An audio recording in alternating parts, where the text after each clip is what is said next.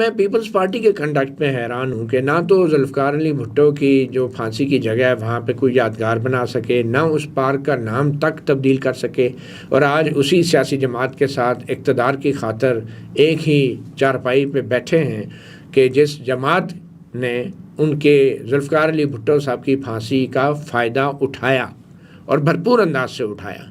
تو یہ بڑی ایک عجیب بات ہے کہ آج پیپلز پارٹی کے بہت سے میں ایم این ایز کو جب سنتا ہوں اور ایم پی ایز کو، وہ کہتے ہیں کہ جی دیکھیں عمران خان جیل میں، کہاں گئے ان کے ورکر، کوئی نظر نہیں آ رہا تھا، 26 نومبر کے بعد تو وہ ایسے بھاگے کہ ویسے بھاگے، تو بڑے طنز کرتے ہیں۔ تو سوال تو یہ بھی بنتا ہے نا کہ ذوالفقار علی بھٹو جیسا بندہ پھانسی چڑھ گیا تو کدھر گئے ان کے ورکر، وہ کیوں بھاگ گئے؟ تو مطلب کم از کم پیپلز پارٹی کے لوگوں کو یہ زیب نہیں دیتا کہ کارکنوں پہ طنز کریں، کارکنوں کو بزدل کہیں، کارکنوں کو کہیں کہ وہ بھاگ گئے۔ یہ پیپلز پارٹی کو زیب نہیں دیتا، کیونکہ اگر ایک وزیر اعظم کو ایک آمر پھانسی پہ چڑھا دے اور اس کے کارکن اسے بچا نہ سکے تو کم از کم اس سیاسی جماعت کو دوسری سیاسی جماعتیں کے کارکنوں پہ ایسی تانا بازی نہیں کرنی چاہیے۔ اور پھر عمران خان کے حوالے سے جو ان کا موقف ہے،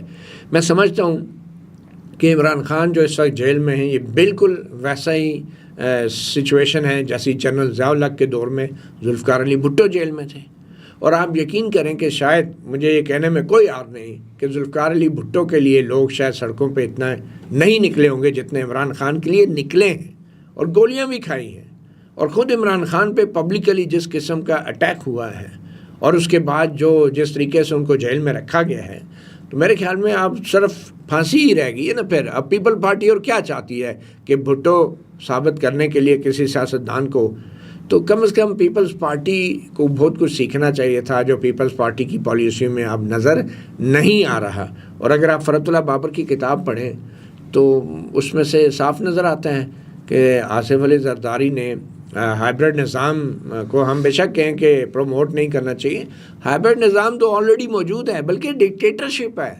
اگر ہائیبرڈ بھی ہوتا تو شاید صورتحال کچھ بہتر ہوتی۔ یہ تو ایک کمپلیٹ ڈکٹیٹرشپ ہے۔ It is worse than general Zia ul Haq, general Musharraf جو آج کا سسٹم ہے، کیونکہ جنرل ضیاء الحق کے جنرل مشرف کے دور میں پی سی او پہ ججوں نے حلف اٹھایا تھا جنرل ضیاء الحق اور جنرل مشرف کی وفاداری کا۔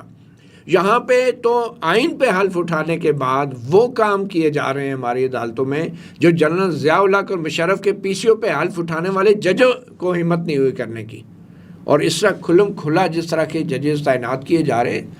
تو کم از کم ضیاء الحق کے دور میں بھی جو ججز لگائے جاتے تھے وہ ایک پی سی او تھا نا۔